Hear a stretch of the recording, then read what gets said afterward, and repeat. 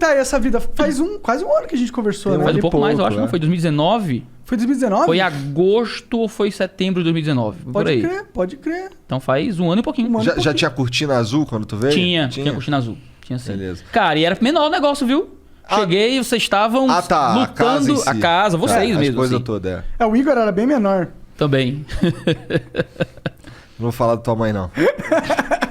Não dessa vez. Cara, quando eu vim, brother, eu fui conferir no Social Blade, pra dizer com certeza. Meu canal tinha 500 mil de inscritos, vocês tinham 100 e poucos mil. Nesse tempo eu fui pra quase 600 mil. E vocês estão com 2 milhões e pouco, tá ligado? Cara, isso é muito massa, cara. Parabéns pelo crescimento. Vocês estavam lamentando nos bastidores, não, a gente tá vendo sem grana, você vai conseguir pagar as contas e tal. A gente tá gastando aí um dinheiro que a gente ganhou do Facebook e tal, não sei o quê. E tava lutando pra saber se o negócio ia engrenar. E eu não sei se eu botei fé na hora não, tá ligado? Eu disse, não, vai dar certo e tal, não sei o quê. Mas isso é, tomara. Pô, bom que deu. Deus tá do nosso lado, pelo menos uns 2 dedinhos. Talvez. A gente muitas vezes, já vou entrar na teologia aqui. Às vezes a gente acha que quando as coisas dão certo é porque Deus tá achando que é certo. E nem sempre é isso. Coisas ruins dão certo também. Sim. Não tô dizendo que o programa de vocês é ruim. Foi isso que eu entendi. Exatamente isso. O que eu quero dizer é que não é porque faz sucesso que necessariamente Deus tá aprovando. Mas ao mesmo tempo eu acho que pra você ter uma vida bem sucedida, você tem que estar de acordo com o que Deus acha que é uma vida decente. Pra você ser bem sucedido financeiramente, essas coisas? Não, porque o que a gente tá... qual que é a métrica que a gente tá usando pra determinar quão bem sucedida é uma vida de verdade, né? Porque se a gente... Na minha métrica de bem sucedido mesmo, acho que se você não tiver caminhando junto com Deus ou indo no caminho que ele setou pra você poder ir, eu acho que você não vai atingir esse bem sucedido. Por mais que você seja rico, famoso, influente, poderoso do caralho. Você quer dizer que o nosso padrão, o que a gente define como ser bem sucedido, geralmente... é com certeza fútil e supérfluo. Se a gente olha pra um monte de pessoa e fala, essa pessoa é muito bem sucedida, mas por quê? Porque ela tem poder de decisão sobre coisas? Porque tem dinheiro? Porque as pessoas olham pra ela e elas imaginam um status, um patamar pra essa pessoa? Eu não imagino, porque tipo... Ok, isso é bom, mas isso é um sentimento alheio. Essa é a percepção das pessoas têm por você. O que importa pra uma pessoa de verdade é o que ela sente na vida dela. Né? E se ela é rica e milionária, mas é triste, infeliz, ninguém respeita ela... A mulher dele trai ele todos os dias. As filhas dele nunca mais falam com ele, odeiam o pai. Ele não pode... Todo mundo, tipo... ninguém é amigo dele. Ninguém compartilha nada. A pessoa não é bem sucedida, tá ligado? Mas ela é rica, ela é poderosa. A gente se apega a muita bobagem e acha que essas coisas vão definir. Geralmente a gente se apega ao que a gente não tem, não é? O dinheiro é um grande fetiche da felicidade porque as pessoas muitas vezes não têm. Né? E acham que quando tiverem, aí sim eu vou encontrar a felicidade. Aí você descobre que não tem pote de ouro no fim do arco-íris. Aí, brother, aí a depressão é pior. O cara chega no topo e países com IDH elevadíssimo tem o maior índice de suicídio do mundo. Verdade. Não é? Porque os caras chegaram lá, tem o dinheiro, posso comprar, posso ter. O que eu faço? E aí? Falta algo. Por que eu tô aqui? Por que eu tô aqui? Essa é a grande pergunta da humanidade no momento que a gente tá vivendo, na minha visão. Agora tu falou uma coisa assim, que é o caminho que Deus setou pra gente, né? Você falou, a gente tava falando que você disse que Deus é uma energia e tal. Deus é uma lógica, na minha opinião. Como é que é isso? Eu não entendo. Até hoje. Tipo, eu não sei o que é Deus. Eu não faço a menor ideia que porra é essa, tá ligado? Mas eu sei que essa merda existe, essa parada existe. Eu sei que existe uma direção, é o que eu sinto, tá ligado? Eu sei que existe uma direção, um caminho, existe o lado do mal, existe o lado do bem. Quem que determina o que é o bem e o que é o mal? É Deus, na minha visão, entendeu? Mas eu não consigo dizer que aí, a partir dessa conclusão que existe bem e o mal e que Deus existe, que Deus é algo, que Deus é uma energia, que Deus não quer que eu case... faça sexo antes do casamento, tá ligado? Eu não consigo ter essa interpretação de Deus. Porque a partir do momento que você fala que existe um bem e um mal, um caminho estabelecido por Deus, pra mim isso invoca uma pessoalidade, uma autoconsciência que provém de Deus, né?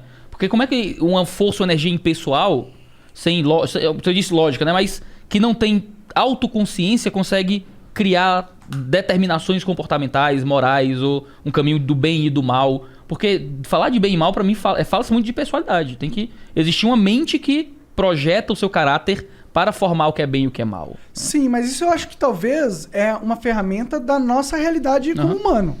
Nós temos que ter um ego para existir neste universo que a gente habita, entendeu? Mas eu não acho que Deus esteja preso a isso. Acho que Deus não necessariamente precisa ter uma pessoalidade. Ele pode ser uma parada que a gente nem entende. A gente entende a pessoalidade porque a gente é uma pessoalidade. E a gente não consegue imaginar uma vontade sem essa pessoalidade. Mas isso não é necessariamente uma limitação de Deus, talvez uma limitação da nossa percepção. Talvez o que você esteja dizendo é que Deus, ele é mais que uma pessoalidade e não menos. Sim, exato. Entendeu? Deus, ele transcende a mera pessoalidade. Ele é... Individualidade para Deus, eu acho que é um conceito raso para Deus, ele ser um indivíduo. Acho que ele não é limitado a um indivíduo, sabe? Por isso que é trindade, né? Por isso que a gente fala de Pai, Filho e Espírito Santo.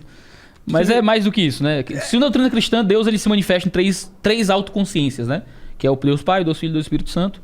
É um dos grandes mistérios da teologia, né? Como é que Deus pode ser três e um ao mesmo tempo e tal. E sei lá, só é o que está escrito. É, né? Porque ele transcende a pessoalidade. É, exatamente. Nota 10 pro Igor. Aí.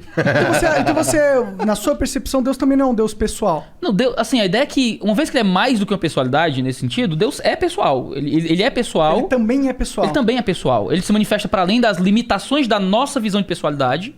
Porque o que é um ser pessoal na nossa visão, né? É uma autoconsciência. Eu tenho uma limitação física, eu não posso passar para além do meu próprio corpo. Eu tenho uma limitação histórica de onde eu vi, de onde eu vivi e tal. E Deus, ele é uma pessoalidade. Quando a gente fala pessoalidade, a linguagem teológica é de uma autoconsciência. Ele é um ser, uma pessoa, é a linguagem tradicional da teologia, que se entende, tem uma autoconsciência, sabe quem é, tem sua própria pessoalidade e personalidade. E isso se manifesta no Pai, no Filho e no Espírito Santo como três autoconsciências, como três pessoas. E veja, se você fala de um Deus em três autoconsciências, em que cada autoconsciência, cada pessoa é totalmente Deus, mas os três são totalmente Deus e um está contido no outro, a gente começa a conversar um pouco sobre o que você está dizendo. É um Deus que transcende o nosso conceito, a nossa limitação de pessoalidade. Então, quando eu digo a Deus é uma força, Deus é uma energia ou uma lógica, a sensação que me passa quando eu escuto isso é que Deus é menos que uma pessoalidade. Ele é como se fosse uma energia informe que talvez nem se veja como Deus, nem se perceba como existente, mas que move a gente de alguma direção ou algo parecido. Talvez ele não se... Concordo, é meio um pouco essa minha visão. Talvez ele não tenha a nossa percepção de Deus. A gente tem uma percepção... Talvez ele só tá... Deus só esteja existindo e nem sabe que ele criou tudo isso, tá ligado? Eu não sei o que é Deus. Só essa é a parada. Eu não sei o que é. Pra mim, essa lacuna tá aberta. Ele pode ser esse Deus... pessoal e eu sei que, mas talvez ele não seja, ele precisa ser. Se Deus ele conseguiria encarnar na Terra, eu não acredito que ele conseguiria. Porque a partir do momento que ele se materializasse como um indivíduo, como ele não seria mais Deus. Seria outra parada. Um dos grandes mistérios do cristianismo é justamente como é que isso foi possível mesmo. A linguagem que é usada em Paulo, a linguagem que é usada nos evangelhos, é uma linguagem mesmo do absurdo quase, né? De como é que Deus vira homem. Como é que o autor da vida nasce de uma mulher, né? Como é que o verbo eterno tem que aprender a falar? Como é que o incontido entra num corpo? Né? Como é que o autor da vida morre? Sabe? E realmente essa sensação tem que ser gerada na gente. Como é que pode isso? Isso é absurdo, cara. Mas esse é o grande absurdo da mensagem do evangelho. De que a gente tem Deus, um ser pessoal, segundo a visão cristã, segundo a visão judaica, da maioria das religiões monoteístas do mundo, um Deus pessoal, que olha pra gente na nossa miséria, no nosso pecado, nas nossas falhas, e escolhe se tornar como nós para se tornar uma ponte entre nós e ele. Né? Isso é uma mensagem que, sim, é absurdo. Como é que Deus vira gente, cara? Eu não virava gente. Se eu fosse Deus, papoca todo mundo e tal, e vai. Eu não sei, você... Eu entendo. Não, entendeu? Se fosse eu, que se dane todo mundo, entendeu? Assim. Mas não, tem um Deus que olhou com misericórdia e com amor, entendeu? E que se tornou participante da nossa vida para ser o modelo perfeito que a gente recebe quando crê nele, sabe? Isso é uma coisa maravilhosa dentro da mensagem cristã e da visão cristã das coisas, né? Sim, mas eu acho que aí a gente tem duas interpretações dessa passagem, dessa mensagem. Você pode ter uma interpretação literal da parada, que é Deus realmente é Jesus, ele se materializou através de Jesus e trouxe o ensinamento dele, ou Deus habita todos os homens e toda vez que a gente nasce, Deus nasce junto com a gente e Jesus, ele simbolizou alguém que nasceu e soube escutar a parte de Deus que nasceu dentro dele. Não que ele seja Deus em si, mas sim que ele seja um avatar daquele que se aproximou, pelo menos na nossa história da humanidade, ao máximo daquilo que está dentro de todos nós. É uma teoria muito bonita. Só que não é o que ele diz acerca dele mesmo nos evangelhos, mas né? É que a interpretação do que ele diz é muito aberta. Não dá pra você... Em algumas coisas, com certeza. Sim. Não é? Quando a gente vai lendo a mensagem dos evangelhos, vai lendo tudo que a gente tem sobre Jesus, né? Que é a Bíblia e alguns relatos históricos um pouco difusos, mas a Bíblia é o principal relato histórico sobre Jesus. A gente encontra um Cristo que fala de si mesmo, não é? Que fala acerca de si, e algumas vezes ele fala parábolas, coisas difíceis de interpretar e tal, mas é isso ou é aquilo, e os teólogos ficam se matando e justificando seus salários, de ficar tentando descobrir os salários, o que é essas coisas, né? Mas a maior parte da mensagem do evangelho é uma coisa muito simples. A maioria das pessoas, o grande problema é a tradução, né? Às vezes você pega a tradução bíblica mó arcaica, mó difícil e tal. Mas a Bíblia foi escrita no Novo Testamento em um grego chamado grego vulgar. É o grego koiné. Não era o grego clássico dos filósofos, era o grego do povo. Então o Novo Testamento era um livro fácil de ler. Qualquer pessoa entenderia o que estava escrito ali. Claro que tem a barreira de tradução, aí você às vezes pega uma tradução muito arcaica, é difícil. Já existem hoje, muitas traduções são muito fáceis, né? Nova tradução da linguagem de hoje, nova versão transformadora, a mensagem e tal. Alguns parágrafos de traduções que repetem essa facilidade do texto, né?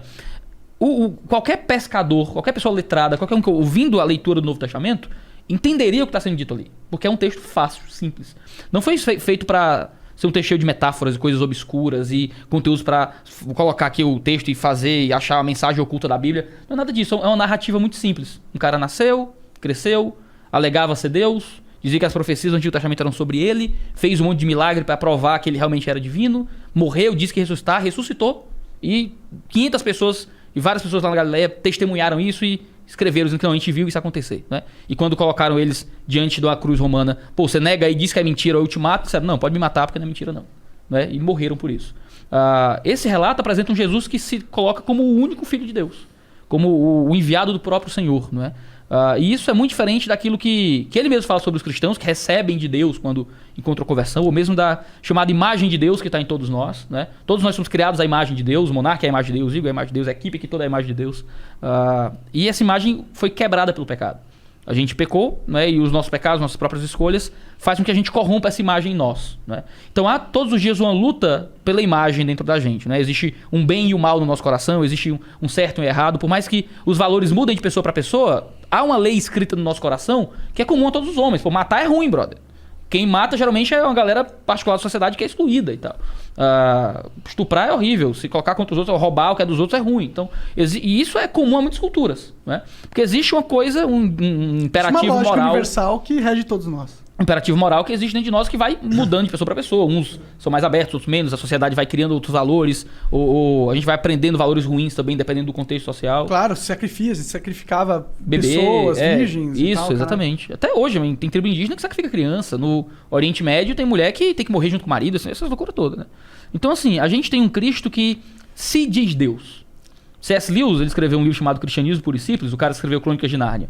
Que ele diz que existem 3 possibilidades sobre Jesus. Ou ele era louco, ou ele era mentiroso, ou ele era Deus. Porque se chega um cabo aqui e diz, brother, eu sou Deus. Pensa no Henrique Cristo. Sabia que tu ia trazer o Henrique Cristo. Se o Henrique Cristo chega aqui e diz, brother, eu sou Jesus, ó pai. Só tem 3 paradas possíveis pro Henrique Cristo. Ou o cabo é doido, crê fielmente que é Deus sem ser, então é pirado. Ou ele é mentiroso, tá num personagem há muito tempo, que ele sabe que não é Deus, mas finge que é. Ou ele é Deus. Ou ele tá falando a verdade e tem razão. Ou ele tá falando por metáforas. O Henrique Cristo? Não, Jesus no caso. Então, mas esse é o grande negócio. Existem metáforas que ele fala, mas outras passagens não são. Sim, entendi. Tem coisas que ele fala que ninguém nem entende. Ele chega assim, gente, eu sou o caminho, a verdade e a vida. Ninguém vem ao Pai a não ser por mim. Aí Tomé olha e diz, Senhor, mas a gente sabe nem pra onde é que o Senhor tá indo, avalie qual é o caminho. Né? Que história é essa de caminho? Ele vai dizer, Tomé, quem me vê o Pai, sabe? Ele tá o tempo todo explicando com clareza aquilo que ele tá vivendo. Existem muitas coisas, olha, eu amei o mundo, Deus entregou seu filho para morrer pelo mundo. A gente às vezes ouve isso, mas pode ser uma grande metáfora. E geralmente vem quando a gente tá lendo a Bíblia de segunda mão, geralmente.